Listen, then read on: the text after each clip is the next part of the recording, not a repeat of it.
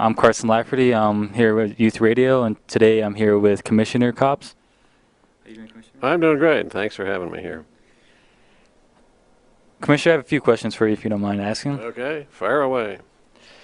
What will need to be done to regulate the costs and accessibility of internet access in this country?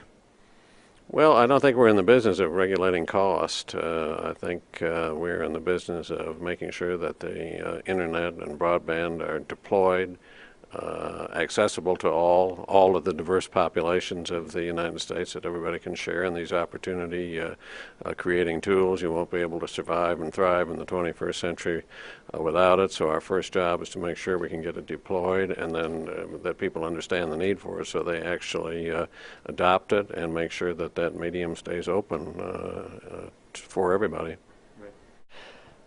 Why are internet services more affordable and faster in other developed countries? You know, other countries actually had strategies long before we did to deploy broadband and to get the internet around to everybody. We stayed for the last 8 years, from 2000 up until 2008, with this attitude, well, the market's going to do all of this. Don't worry, we don't need any public-private partnership. We don't need visionary government policy. That is not how we built the United States of America. You can go back to the earliest days, and whenever we were building infrastructure, be it turnpikes and bridges and roads and canals, there was always a role, the private sector leading the way, but guided and aided by visionary public policy.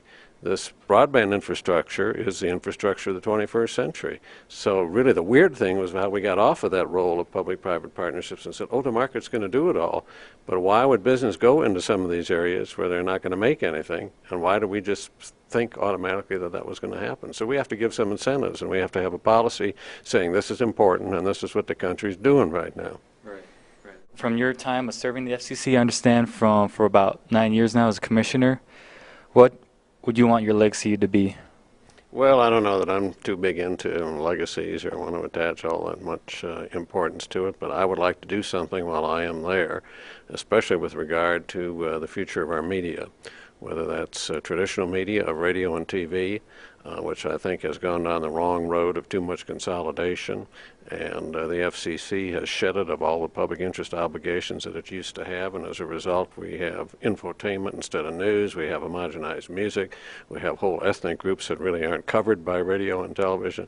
We need to fix that and go back to having some public interest guidelines for folks who have broadcast licenses, and then we need to make sure that the media of the future, the internet as this stuff migrates there, also protects the public interest and affords accessibility and really does something to support the news. There's no model on the internet to produce journalism and news right now.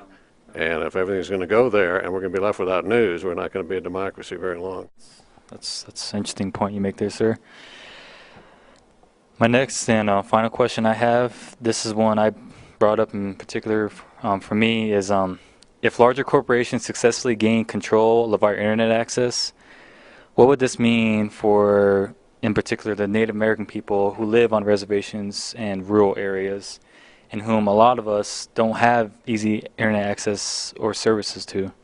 It's going to mean that it would be harder and harder for you to get your story told.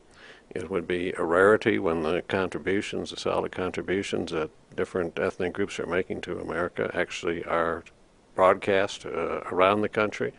It would mean that other people in the country wouldn't know about you.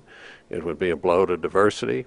It would be a blow to democracy. It's not something that we can afford. The history is of almost all information mediums, whether cable, television, radio. They might start out promising freedom, and this is the greatest thing since sliced bread, but if you look at the history of them, they end up being consolidated and conglomerated. And if we want this internet to go down that road, we are really playing with fire, because this is the most transformative communications technology probably in all of history, including the printing press. Thank you, sir, for that. I felt that question for me, I just really needed to been brought up, because a lot of my family do live on a reservation, and it's not easy for us to have internet access. And I live in the city, and I'm going to school, but I felt I needed to bring that up. So well, I've been on reservations, and we've had some hearings before. We had one a couple of years ago up in South Dakota, and a lot of Native Americans came out, and the stories they told about trying to get their contributions and their culture and the challenges that they face even covered by the local newspaper or the TV or radio. It's difficult and almost impossible, and it just leads to horrible outcomes. Yeah, I feel the same way too. Thank you, sir. Thank you. Thank you. Nice talking with you. Glad you're covering the issue. Appreciate your interest.